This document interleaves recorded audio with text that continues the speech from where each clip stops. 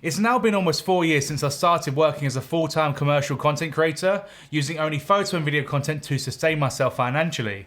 Even though that's not a crazy long time to have been in this game, there's still a lot that I've learned in that time, and the rate of growth that I've seen financially has been far greater than I ever expected it to be. While I've managed to figure out a pretty healthy workflow for my business's growth over the last few years, there's definitely a few mistakes I've made along the way, and in today's video, I'll be talking about the different traps that I found myself falling for so that hopefully you can sidestep these mistakes and grow your earning potential far quicker than I did. Mistake 1, working for free when it's not on your terms. So what I mean by this is working for free after someone has got in touch with you and then asked for your services for free. In the past, when I was just starting out, I was happy to be noticed by other businesses, so therefore I would sometimes do work for them for free after they just asked for it. This is definitely not a healthy way to do business, and it makes you look novice before you even started. I mean, think about it. What sort of business would willingly work for someone for free after they just ask? It shows that you're inexperienced, too readily available, and somewhat undesirable to other businesses that are similar to theirs. It is totally okay to work for free if it's for a business that you feel could help to build your repertoire in a certain niche or industry. However, make sure that you approach them and that you pitch the idea for content to them, because after all, you're doing them a favor, so you should have the final say in what you create for them. I have done and still do some shoots for free, even after 4 years of being in business. And that's simply because there's some industries and genres that I still haven't worked in enough, and I want to build a focused portfolio that will entice similar businesses to theirs.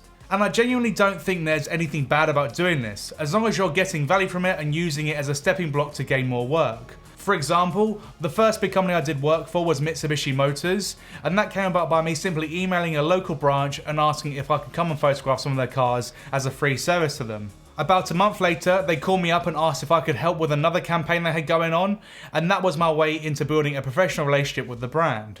This all started around 3.5 years ago, and even to this day, I still work with them every now and then.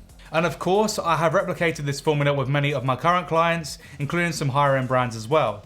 For example, I recently did a free shoot for Bentley Motors so I could get to know the brand a little more and of course introduce my business to them. After presenting some of the content that I created for them, they booked in a lifestyle shoot for their next localized campaign surrounding the Continental GT, and that was of course paid. So this method does really work for building positive relationships with new clients, but like I said, make sure it's on your terms and not theirs. Mistake 2, discounting your services. I'm sure this one's going to be disagreed with by a few people, but just hear me out. If you go into a supermarket and there's a yellow sticker on a packet of food with the new reduced price on it, what do you think? Well, personally, I think that it's not wanted and it's not good enough for people to pay the full price for it, probably because it's going out of date or because the packaging is damaged. If you're discounting your services, then people will only think that either you're not busy enough or you're probably not good enough, therefore you're having to discount your time just to try and make some money.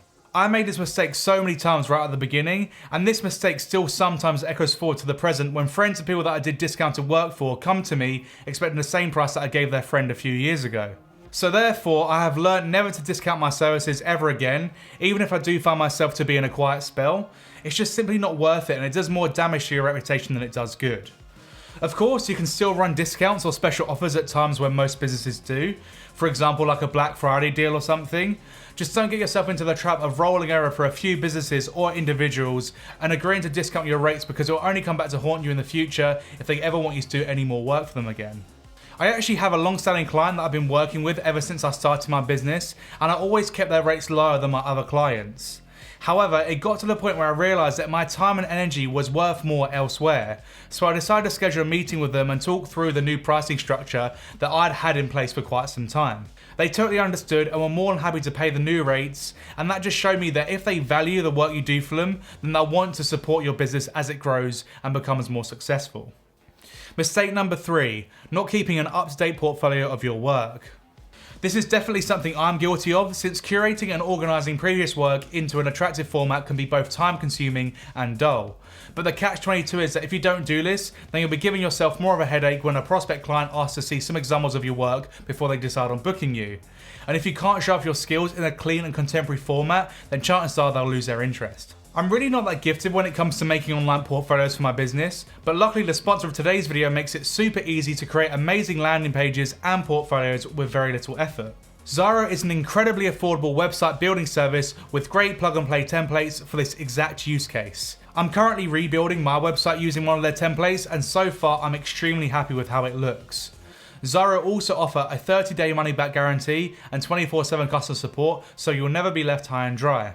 Even though their plans are already super affordable as it is, Zara are running a limited time discount and 3 months free with any yearly plan, and you also get a free domain for a year. So there's honestly a lot of value to be had, and I would highly recommend it.